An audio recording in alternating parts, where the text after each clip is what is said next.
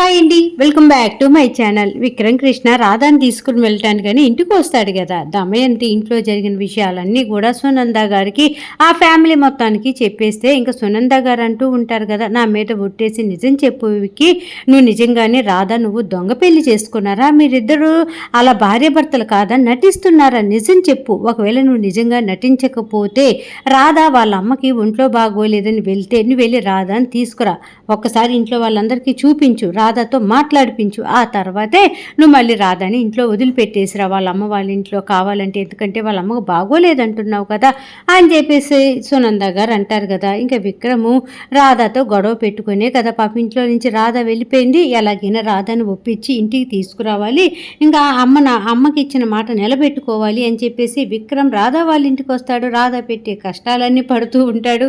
రాధాని తీసుకొని వెళ్ళాలని సర్వ ప్రయత్నాలు చేస్తూ ఉంటాడు కదా. ఇంకా రాధాకి అప్పుడే ఫోన్ వస్తుందన్నమాట జైలు నుంచి. అప్పుడు వెంటనే ఎవరు అనేసి రాధా అనగానే, అమ్మ నేను పలానా పోలీస్ స్టేషన్ నుంచి పలానా ఇన్స్పెక్టర్ని మాట్లాడుతున్నాను, మీ నాన్నగారిని ఇంకా చెకప్ కోసమని హాస్పిటల్కి తీసుకొని వెళ్తున్నాం, మొన్న దెబ్బలు తగిలాయి కదా దానికి సంబంధించి, కాబట్టి మీరు ఆ హాస్పిటల్ దగ్గరికి వచ్చి ఒకసారి మీ నాన్నగారిని కలవగలరా, మీ నాన్నగారే ఇలా ఫోన్ చేసి అడగమన్నారు అందుకే చెప్తున్నాం అనేసి అనగాని, thank you so much sir, నేను కన్ఫామ్గా మా నాన్నగారిని కలుస్తాను, మా నాన్నగారిని చూస్తాను, నేను వస్తానని చెప్పండి సార్ మా నాన్నగారికి అని చెప్పేసి రాధా సంతోషంతో ఆ ఇన్స్పెక్టర్ గారికి చెప్తుందన్నమాట. ఇంక వెంటనే సీనయ్యతోటి ఆ ఇన్స్పెక్టర్ అంటూ ఉంటారు, చూడు సీనయ్య, మీ కూతురు హాస్పిటల్ దగ్గరికి వస్తానంది, మిమ్మల్ని చూడటానికి వస్తాననింది, కాబట్టి ఇంక సంతోషమేనా అనేసి అనగానే, థ్యాంక్ యూ సార్, మీకు జీవితాంతం రుణపడి ఉంటాను, నా కూతుర్ని ఎలాగైనా సరే అక్కడ చూస్తాను, చూడక ఎన్ని రోజులు అయిపోయిందో కదా, నా కూతుర్ని చూడాలని నాకు మనసు చాలా కంగారు పడుతుంది సార్ అనేసి అనగానే, సీనయ్య నువ్వు ఫోన్ చేయమన్నావని చేశా, జాగ్రత్త అని చెప్పేసి అక్కడి నుంచి వెళ్ళిపోతాడనమాట. ఇంకా వెంటనే విక్రమ్ ఉంటాడు కదా రాధా పక్కన, రాధాతోటి అంటూ ఉంటాడు, ఏంటంటే రాధా అనేసి అనగానే, మా నాన్నని అలాగ హాస్పిటల్కి తీసుకొని వస్తున్నారంట, అక్కడికి నన్ను కూడా రమ్మన్నారు, నేను వెళ్తున్నాను అనేసి రాధా చెప్తుందనమాట. అప్పుడే విక్రమ్ అంటాడు, నేను కూడా వస్తాను రాధా అనేసి అనగానే, దేనికి, మా నాన్నకి బెయిల్ మీద రాకుండానే బయటికి అన్ని ప్లానింగులు చేసావు కదా, ఇప్పుడు వచ్చి ఏం నటించాలనుకుంటున్నావు, నువ్వేం అవసరం లేదు, మా నాన్న చూడటానికి నేనే వెళ్తాను, నేనే చూసి వస్తాను అని చెప్పేసి గట్టిగా చెప్తుందన్నమాట రాధ. ఇక్కడ ఇలా జరుగుతూ ఉంటే ఇంకా దమయంతి భవానీ శంకర్ వాళ్ళ ప్లానింగ్లు వాళ్ళు వేసుకుంటూ ఉంటారు. దమయంతి న్యూస్ చెప్తుందన్నమాట, ఏంటన్నయ్యా ఆ సీనయ్యని ఏమీ చేయలేకపోతున్నాం, ఆ జైల్లో సీనయ్యని చంపేయటానికి మనం కొందరు వ్యక్తులను పంపించాం, కానీ సీనయ్యని చంపేయటం కుదరలేదంటున్నారు వాళ్ళు. ఒక పక్క మనం దస్తగిరిని హాస్పిటల్లో చంపేద్దామని ఎన్నిసార్లు ప్రయత్నం చేసినా ఆ దస్తగిరిని కూడా చంపలేకపోయాం. దస్తగిరికి ఒకవేళ మెలకు వచ్చిందనుకో, ఇంకా కోమాలో నుంచి బయటకు వచ్చాడనుకో, ఇంకా మన విషయం బయటకు వచ్చేస్తుంది, ఆ సీనయ్య కూడా పోలీస్ స్టేషన్ నుంచి బయటకు వచ్చాడే అనుకో, ఆయనైనా చెప్పేస్తాడు, కాబట్టి మనకి తలనొప్పి క్యాండిడేట్లు ఇద్దరున్నారన్నయ్య, ఇప్పుడు ఏం చేద్దాం అంటూ ఉండేలోపే ఇంకా భవానీ శంకర్కి ఫోన్ వస్తుందన్నమాట. ఎవరా ఫోన్ అనేసి మాట్లాడుతూ ఉంటే ఇంకా జైలు నుంచి వీళ్ళు కొందరు రౌడీలను పంపించారు కదా సీనయ్యని చంపేయమని చెప్పేసి, వాళ్ళు ఫోన్ చేస్తారనమాట. ఇదిగోండి సార్, ఇంకా కాసేపట్లో సీనయ్యని తీసుకొని హాస్పిటల్కి బయలుదేరుతున్నారు ఈ పోలీసు వాళ్ళు, కాబట్టి సీనయ్యని దారిలోనే చంపేసే ప్రయత్నం చేయండి, ఎవరైనా తెలిసిన రౌడీలకుంటే ఇన్ఫర్మేషన్ ఇవ్వండి, వాళ్ళు పలానా ఏరియాలో పలానా హాస్పిటల్కి తీసుకొని వస్తున్నారు అనేసి ఇన్ఫర్మేషన్ అంతా కూడా జైలు నుంచి భవానీ శంకర్కి వచ్చేస్తుంది అనమాట.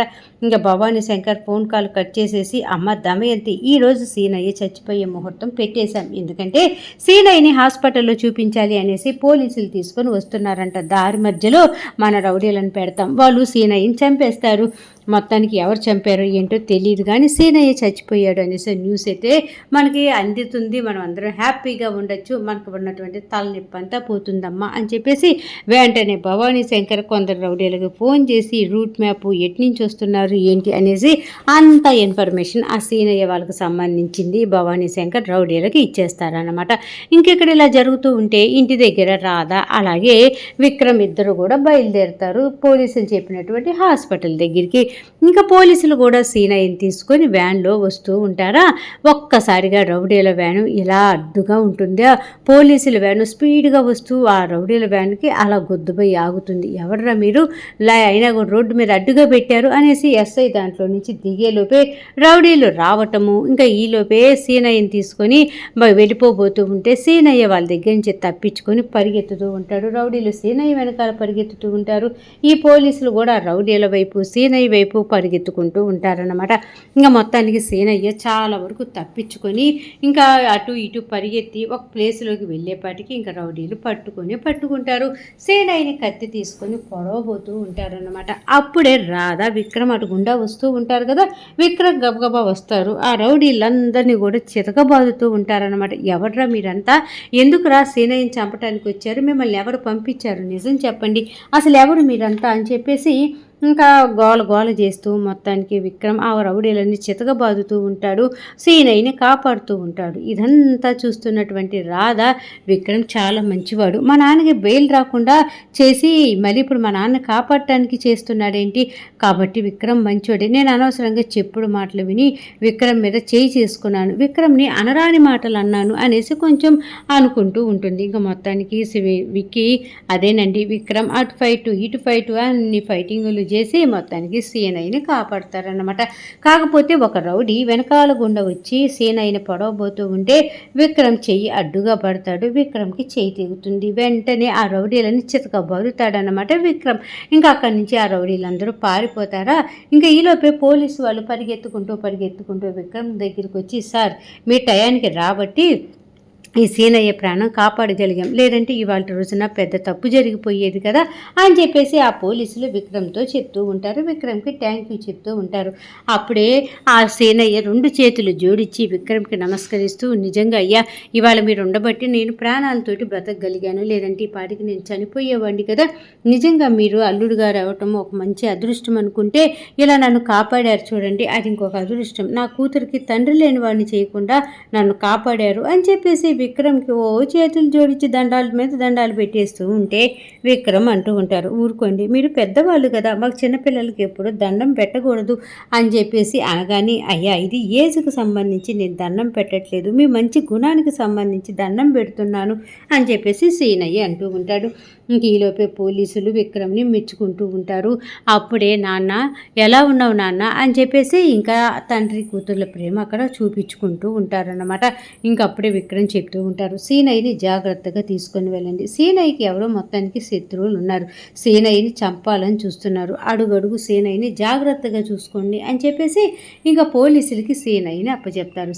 పోలీసులు కూడా నిజమే, ఈ సీనయ్యకి ఎవరో శత్రువులు ఉన్నారు, సీనయ్యని చంపాలని ఎప్పటి నుంచో ట్రై చేస్తున్నారు, సీనయ్యని మనం కాపాడగలిగాం, ఇంకా ఫ్యూచర్లో కూడా కాపాడుకోవాలి అని చెప్పేసి ఆ సీనయ్యని తీసుకొని బయలుదేరి వెళ్ళిపోతూ ఉంటే అప్పుడే రాధా విక్రమ్ ఇద్దరు జాగ్రత్తలు చెప్తారు. ఇంకా సీనయ్యని పోలీసులు తీసుకొని వెళ్ళిపోతారు. అప్పుడు రాధ విక్రమ్కి థ్యాంక్ యూ చెప్తుందనమాట. థ్యాంక్ యూ సో మచ్, ఎందుకంటే మా నాన్న కాపాడావు అనేసి అనగానే, ఇదిగో చెప్పాను కదా మీ నాన్నగారు బయటికి వస్తే మీ నాన్నగారిని చంపడానికి ఇలా రౌడీలు కాచుకొని ఉన్నారు, అసలు ఆ రౌడీలు ఎవరు, మీ నాన్న మీద శత్రుత్వం ఎందుకు ఉందో నాకు ఏం అర్థం కావట్లేదు, బెయిల్ ఇవ్వటం బయటికి తీసుకురావటం అది పెద్ద సమస్య కాదు, కాబట్టి బయటికి తీసుకొని వచ్చిన తర్వాత మీ నాన్న ప్రాణాలతోటి ఉండడు, ఎందుకంటే మీ నాన్నకి శత్రువులు ఉన్నారు కదా, వాళ్ళు ఎప్పుడెప్పుడు మీ నాన్న చంపేయాలా అనేసి చూస్తున్నారు, అందుకని నేను బెయిల్ ఇవ్వట్లేదు, బెయిల్ కోసం ట్రై కూడా చేయట్లేదు, మీ నాన్న జైలు లోపల ఉన్నాడే అనుకో జాగ్రత్తగా ఉంటాడు, ప్రాణాలతోటి ఉంటాడు, అంతేగాని బయటకు వచ్చాడంటే చనిపోతాడు రాధా, అర్థం చేసుకొని నేను ఎందుకు ఇలా చేశాను,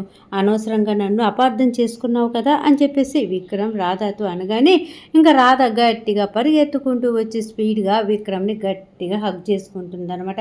నన్ను క్షమించండి, మా నాన్నకి బెయిల్ రాకుండా చేశారు మీరు అనేసి ఆ జనాలందరూ చెప్పిన అనవసరపు మాటలన్నీ విని మీ మీద చేయి చేసుకున్నాను, మిమ్మల్ని అనవసరంగా ఎన్నెన్నో మాటలు అన్నాను, నన్ను క్షమించండి అని చెప్పేసి విక్రమ్ని రాధ అడుగుతూ ఉంటుంది.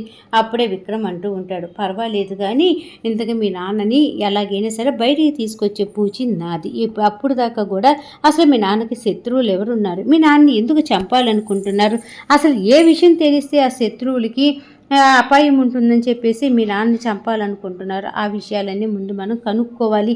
మీ నాన్నకున్న శత్రువులను ముందు మనం తొలగించాలి. ఆ తర్వాతే మీ నాన్నని బెయిలిచ్చి బయటికి తీసుకొచ్చామంటే ఆయన ప్రాణాలతోటి హ్యాపీగా ఉండగలుగుతాడు. లేదంటే ఇలాంటి రౌడీలు రోజుకొకరు వస్తూ ఉంటారు. ఏదో ఒక రోజు మీ నాన్నని ఏదో ఒకటి చేసి వెళ్తారు. అందుకనే రాధా అర్థం చేసుకో అని చెప్పేసి భారీ డైలాగులు చెప్తూ ఉంటే, నన్ను క్షమించండి, ఈ చేతులతోనే కదా మిమ్మల్ని కొట్టింది, నాకు నేనే శిక్ష వేసుకుంటా అనేసి తన చెంపలు తనే కొట్టుకుంటూ ఉంటుందన్నమాట. రాధా ఊరుకో రాధా, ఎందుకు అలా చేస్తున్నావు అనేసి అనగానే, లేదండి నా నోటికి వచ్చినట్టుగా మాట్లాడాను, ఈ చేతితోటి మిమ్మల్ని కొట్టాను, నాకు శిక్ష ఇదే అని చెప్పేసి విక్రమ్ను కొడుతూ ఉంటుందన్నమాట రాధా. ఇంకా విక్రమ్ రాధా ఇద్దరు అలాగ కాసేపు మాట్లాడుకున్న తర్వాత ఇంకా ఇంటికి బయలుదేరి వెళ్ళిపోబోతూ ఉంటారా. ఇంకా అక్కడ దమయంతి ప్రియ ఇద్దరు మాట్లాడుకుంటూ ఉంటారు. దమయంతి చెప్తూ ఉంటుంది, ఇంకా రాధా విక్రమ్ కలిసే ఛాన్సులే లేవు, వాళ్ళిద్దరూ మ్యాక్సిమం విడిపోయినట్టే అని చెప్పేసి అప్పటికి ప్రియ అంటూ ఉంటుంది. అవునమ్మా, ఇంకా రాధాని తీసుకొని వస్తాననేటువంటి వెళ్ళినటువంటి విక్రమ్ బావ ఇంకా రాలేదేంటి, అసలు ఏం జరుగుతూ ఉండుంటుంది, రాధా నేను రాను అని చెప్పేసి గోలగోలు చేస్తూ ఉండుంటుందా, అసలు ఏం జరుగుంటుంది అనేసి అనగానే, ఇంకా రాధా ఎందుకు వస్తుంది చెప్పు, మనం పెట్టించిచ్చు మామూలుగా ఉందా ఏంటి, రాధాకి 100 అనుమానాలు కలిగించాం, ఆ 100 అనుమానాలకి జవాబు వచ్చేలోపు వాళ్ళు చేసుకున్నది దొంగ పెళ్ళని నిజాలు కూడా తెలిసిపోతాయి. అప్పుడు ఈ ఇంట్లో వాళ్ళే రాధా వస్తానన్నా కూడా ఎవ్వరూ రానిరు, మనం అలా ప్లాన్ చేశాం కదా అని చెప్పేసి ఇంకా దమయంతి ప్రియ ఇద్దరు నవ్వుకుంటూ ఉంటారనమాట. ఇంకెక్కడ ఇలా జరుగుతూ ఉంటే విక్రమ్ కృష్ణ వాళ్ళ ఫ్రెండ్ ఉన్నాడు కదా, అలా వాళ్ళ ఇంట్లో నడుచుకుంటూ వెళ్తూ ఉంటే చక్కగా వాళ్ళ ఫ్రెండ్ ఉంది కదా, అదేనండి విక్రమ్ కృష్ణ వాళ్ళ చెల్లి ఉంటుంది కదా, తను హాయిగా రెడీ అయిపోయి hello hello sir sir sir అనేసి అతని వెనకాల పడుతూ ఉంటుంది. అతను ఒక్కసారిగా తనను చూసి, ఎంత అందంగా ఉన్నావు ఈ లంగా ఓనీలో, అసలు నిన్ను చూస్తూ ఉంటే అబ్బాబ్బాబ్బాబ్బా అనేసి అనగానే, హలో బాబు ఇంకా తగ్గు చాలు కానీ, ఈ మధ్య నీకేంటి కవిత్వాలు ఎక్కువైనాయి, ప్రేమరసం ఎక్కువైపోతుంది అనేసి ఇంకా అతని మీద అంటూ ఉంటే విక్రమ్ కృష్ణ వాళ్ళ ఫ్రెండ్ అంటూ ఉంటాడు, నిన్ను ఇలా చూస్తూ ఉంటే అబ్బా అనసూయ నాకు ఎలా అనిపిస్తుందో తెలుసా అని చెప్పేసి అనసూయ వైపు చూసి ప్రేమగా మాట్లాడుతూ ఉంటాడు. మనం పెళ్లి చేసుకోవాలి, ఇలాగే నల్లపూసల ఫంక్షన్ చేసుకోవాలి, మీ అమ్మని మా అమ్మని అమ్మమ్మ నానమ్మలను చేసేయాలి అనేసి అతను మాట్లాడుతూ ఉంటే, సిగ్గు లేకుండా ఎలా మాట్లాడుతున్నావు అని చెప్పేసి అనసూయ అతన్ని నెట్టేస్తూ ఉంటుంది. అతను ఆ అమ్మాయి ఇద్దరు మాట్లాడుకుంటూ ఉంటే ఈలోపే గురూజీ ఉన్నాడు కదా, అటు గుండా వస్తూ ఉంటాడనమాట. ఒక్కసారిగా ఈ అబ్బాయి గురూజీని చూసి బెత్తరపోయి కంగారు పడిపోతూ ఉంటే, ఏంటి ఇప్పుడు దాకా కూడా మంచిగా మాట్లాడి ఇప్పటికిప్పుడు కంగారు పడుతున్నావు అని చెప్పేసి అనసూయ అతన్ని చూసి అంటూ ఉండేలోపే అనసూయ కూడా గురూజీని చూస్తుంది. గురూజీ వీళ్ళ దగ్గరకు వస్తాడనమాట. ఏంటి మీ ఇద్దరికి మాటలు, అసలు ఇదిగో నువ్వు లాయర్వి కదా, ఎప్పుడు చూసినా కూడా ఇంట్లో ఉంటావే తప్ప లాయర్ పనులు చేసుకోవేంటి, నువ్వు మా విక్రమ్ కృష్ణ ఫ్రెండు అని చెప్పేసి ఊరుకుంటున్నా, అయినా కూడా మా అమ్మాయితోటి మాటలేంటి నీకు అనేసి అనగానే, కాదు సార్ ఇంట్లో వాళ్ళు పెళ్లి సంబంధం చూడమన్నారు కదా, కాబట్టి ఎలాంటి అబ్బాయి కావాలి, ఎంత చదువుకున్న అబ్బాయి కావాలి, అది ఇదని అడుగుతున్నాను సార్ అంతే అనేసి అబద్ధం చెప్తాడు. గురూజీకి బాగా కోపం వస్తుందన్నమాట. పెళ్లి సంబంధాలు చూడమన్నప్పుడు నువ్వు చూసిన పెళ్లి సంబంధాల విషయం పెద్దవాళ్ళకి చెప్పాలి, ఆ పెద్దవాళ్ళు అప్పుడు అనసూయకి చెప్తారు, అంతేగాని అనవసరంగా నువ్వు ఇన్వాల్వ్ అయిపోమాకు, ఇగో విక్రమ్ కృష్ణ ఫ్రెండ్వి ఫ్రెండ్ లాగే ఉండు, అంతేగాని ఏదో పెద్ద నా అమ్మాయికి ఫ్రెండ్ లాగా ఉండమాకు అనేసి గట్టిగా క్లాస్ పీకి అక్కడి నుంచి వెళ్ళిపోతారు. ఇంకా విక్రమ్ కృష్ణ ఫ్రెండ్ ఒక సైడు, విక్రమ్ కృష్ణ చెల్లి ఇంకో సైడు, అలా వేరువేరుగా వెళ్ళిపోతారా. ఇదంతా ఇక్కడ జరుగుతూ ఉంటుంది. ఇంకా ఒక పక్కన దమయంతి ప్రియ మాట్లాడుకుంటూ ఉంటారు కదా, రాధ రాదు, ఇంకా రాధని తీసుకొస్తామని వెళ్ళినటువంటి విక్రమ్ కూడా ఖాళీ చేతులతో రావాల్సిందే, ఎందుకంటే ఎవరైనా సరే తండ్రిని కాపాడటానికి వీలు లేకుండా మోసం చేస్తున్నాడు అనుకున్న వాళ్ళు ఎవరు కూడా అతన్ని నమ్మి రారు కదా, కాబట్టి రాధ కూడా రాదు అని చెప్పేసి అనుకుంటూ ఉండేలోపే బైక్ మీద రాధాని ఎక్కించుకొని అలా అలా చక్కగా హ్యాపీగా వస్తూ ఉంటాడనమాట. ఇంకా అలా విక్కీని చూసినటువంటి ప్రియ, అమ్మ భారీ డైలాగులు కొట్టావు కదా, రాధా రాదు, మనం హ్యాపీగా ఉండొచ్చు, రాధా ఇంక ఈ జన్మలో ఈ జీవితంలో ఇక్కడికి రాదు అని చెప్పావుగా, చూడు బావ ఎలా ఎక్కించుకొని వస్తున్నాడు రాధాని అనగానే దమయంతి కూడా బెత్తరపై చూస్తూ ఉంటుందన్నమాట. అవును కదా, ఈ విక్రమ్ రాధాని తీసుకొని రారనుకున్నా, వాళ్ళిద్దరు అసలు కలవరనుకున్నా, అలాంటిది వాళ్ళందరూ కలిసి వస్తున్నారు ఏంది అని చెప్పేసి దమయంతి ప్రియ బెత్తరపై చూస్తూ ఉండేలోపు విక్రమ్ కృష్ణ వాళ్ళ చెల్లి చూస్తుందన్నమాట. రాధాని విక్కీని చూసి, అమ్మ నాన్న త్వరగా రండి, అన్నయ్య వదిని తీసుకొని వస్తున్నాడు, మన వదిన కూడా వస్తుంది నాన్న అని చెప్పేసి గట్టిగా పిలుస్తూ ఉంటే సునంద గారు ఇంక ఇంట్లో ఉన్న ఫ్యామిలీ అంతా కూడా రాధ దగ్గరికి వస్తారనమాట. ఇంకా సునంద గారు రాధాని పట్టుకుని ఎలా ఉన్నావు తల్లి, ఏ విధంగా ఉంది ఒంట్లో, అది ఇదని చెప్పేసి అన్నీ అడుగుతూ మీ అమ్మగారికి బాగోలేదని చెప్పారు కదా, ఎలా ఉంది అనేసి అన్ని విషయాలు అడుగుతూ ఉంటుందన్నమాట సునంద గారు. అప్పుడే వెంటనే సునంద గారు అమ్మొచ్చి, అమ్మ రాధ ఎలా ఉన్నావు తల్లి, నువ్వును అలాగే విక్రమ్ దొంగ పెళ్లి చేసుకున్నారు, మీరిద్దరు భార్యాభర్తలకు కాదు అని చెప్పిన వెంటనే నా గుండె పగిలిపోయినంత పని అయ్యింది అని చెప్పేసి సునంద గారు అమ్మ అనగాని సునంద గారు అంటూ ఉంటారు, గుండె పగిలిపోయేంత పని అవ్వటం ఏంటి, నీ కూతురు నిజంగానే మా అందరి గుండెలు పగల కొట్టింది, వీళ్ళిద్దరు భార్యాభర్తలు కాదు అని చెప్పేసి రచ్చ రచ్చ చేసింది కదమ్మా, ఇప్పుడు నీ కోడలు ఏం మాట్లాడిద్దో మాట్లాడమను అనేసి సునంద గారు కూడా కోపంగా ఊగిపోతూ ఉండే దమయంతి ప్రియ బిత్తరవి వాళ్ళని చూస్తూ ఉంటే ఈరోజు ఎపిసోడ్ అయిపోయిందనమాట. మొత్తానికి సీరియల్ బాగుంది, చక్కగా ఉంది, అర్థమైంది అనుకుంటే మర్చిపోకుండా నా ఛానల్ని లైక్ చేయండి, షేర్ చేయండి, సబ్స్క్రైబ్ చేసుకోండి, కింద బెల్ సింబల్ ఉంటుంది కదా దాన్ని గట్టిగా ఒక్క బాదు బాధేసేయండి. రేపటి ఎపిసోడ్లో మళ్ళీ కలుద్దాం, అంతవరకు ఉంటా మరి, బాయ్.